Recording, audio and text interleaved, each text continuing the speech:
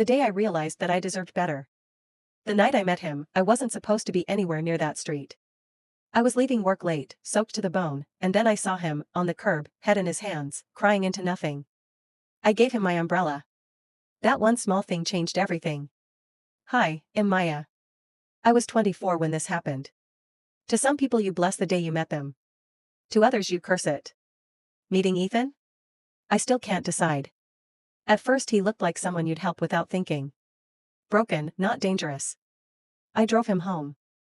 I thought that would be the end of it. It wasn't. He texted. He called.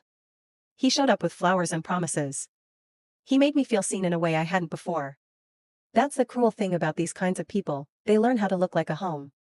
The first 3 months were a rush. Then it started, who are you texting? Why are you wearing that? Small questions that felt like safety checks at first. But the tone changed. He got jealous. He got controlling. And then he got distant. I'm tired, he'd say. Stop asking questions. I blamed myself. I thought I was doing something wrong.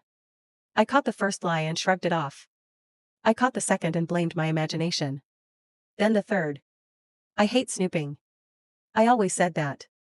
But one night he fell asleep with his messages open. I didn't want to look. Fear made me. The first thing I saw wasn't another woman. It was a bank notification, low balance, £3.17. My stomach dropped. This was the man who bragged about handling everything. This was the man who told me to quit my job because a real man provides. He had convinced me I would be safe. He wasn't broke in a rough patch. He was hiding a life.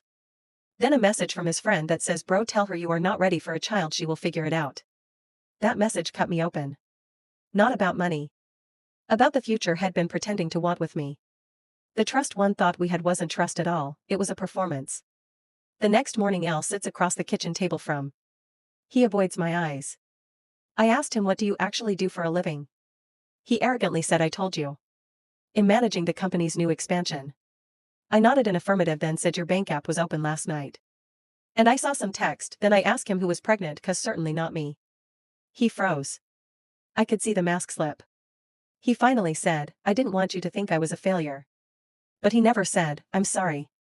He never owned what had done. He offered fixes, we can fix it together.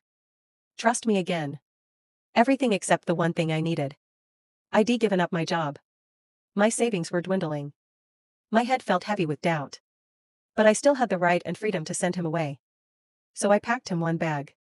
I didn't take everything. I packed the pieces of stuff he came in with when he had moved in with me, and